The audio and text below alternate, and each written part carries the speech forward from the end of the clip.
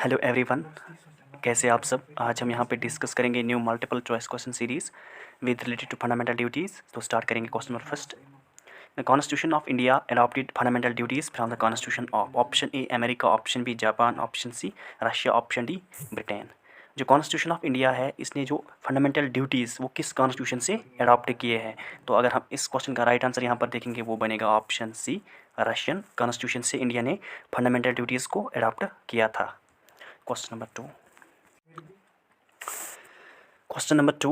The provisions relating to fundamental duties in the Constitution of India were added on the recommendation of option A Balvantarai Mehta Committee, option B Iyengar Committee, option C Swaran Singh Committee, option D Thakkar commission. अगर हम यहाँ पर देखेंगे जो भी provisions बनाए गए थे relating to fundamental duties in the constitution of India, were added जो भी प्रोविजंस बनाए थे अंडर इंडियन कॉन्स्टिट्यूशन, वो किसके रिकमेंडेशन पे ऐड किए गए थे।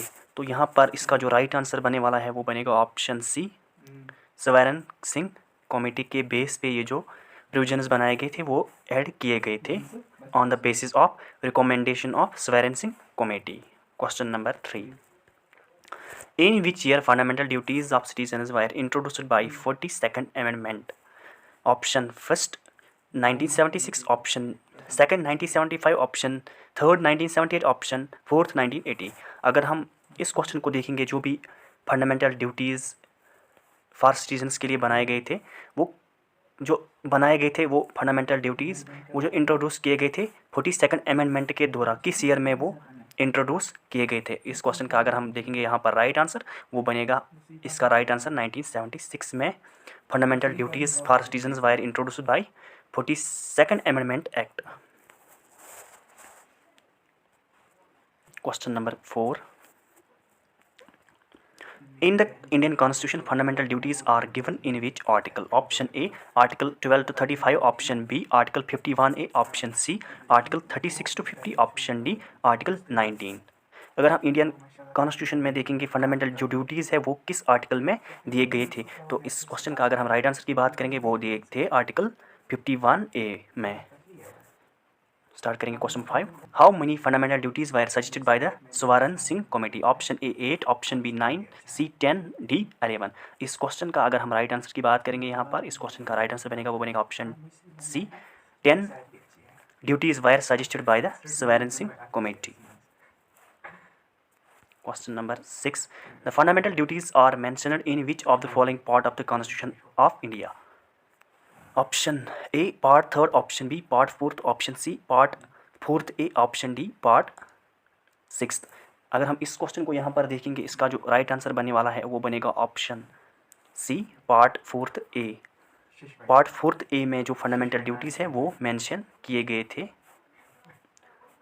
कॉन्स्टिट्यूशन ऑफ इंडिया के अंडर। तो question number 7. Under which articles of Indian Constitution provision for fundamental duties has been made by the 42nd Constitutional Amendment Act? Option A, Article 50, option B, Article 51A, option C, Article 52, option D, Article 53। अगर हम इस question को देखेंगे यहाँ पर इसका जो right answer बनेगा वो बनेगा ऑप्शन बी, आर्टिकल 51A के अंडर जो 42nd अमेंडमेंट हुई थी इसके अंडर प्रोविजंस बनाए गए थे for fundamental duties.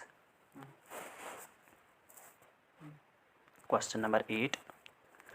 The fundamental duties are confined to option A citizens only, option B foreigners only, option C both citizens and foreigners only, option D none. इस question का अगर हम राइट आंसर की बात करेंगे वो बनेगा option A, citizens only.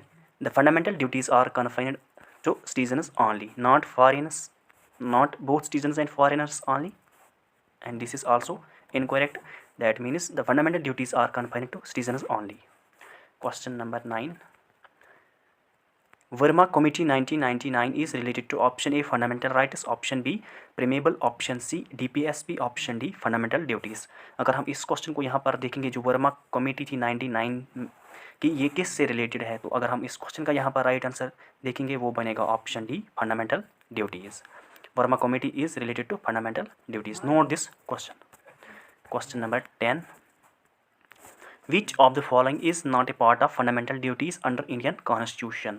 Option A to defend the country and render national service, option B to value and preserve the rich heritage of our composite culture, option C to help in organising village panchayat, option D to safeguard public property and to abjure violence. अगर हम इस question को यहाँ पर देखेंगे, question में पूछा गया है विच of the following is not a part of fundamental duties. Fundamental duties का कौन सा ऑप्शन यहाँ पर इसका पार्ट नहीं है अंडर इंडियन कॉन्स्टिट्यूशन। सो अगर हम इस क्वेश्चन को यहाँ पर देखेंगे, इसका जो राइट आंसर बनेगा वो बनेगा option C to help in organising village panchayat. This is not part of fundamental duties under Indian constitution. बाकी जो यहाँ पर ऑप्शंस दिए गए हैं, to defend the country and render national service, ये पार्ट है under Indian constitution. Fundamental duties related under Indian constitution, and to value and preserve the rich heritage of culture, culture को प्रिजर्व करना and composite culture को preserve करना। सो ये भी इसका part है fundamental duties under Indian constitution, and to safeguard public property को बचाना and to abjure violence, violence के खिलाफ लड़ना, ये इसका पार्ट है fundamental duties under Indian constitution. And to help in organising village panchayat, जो पंचायत है उनको ऑर्गेनाइज करना, ये इसका पार्ट नहीं है।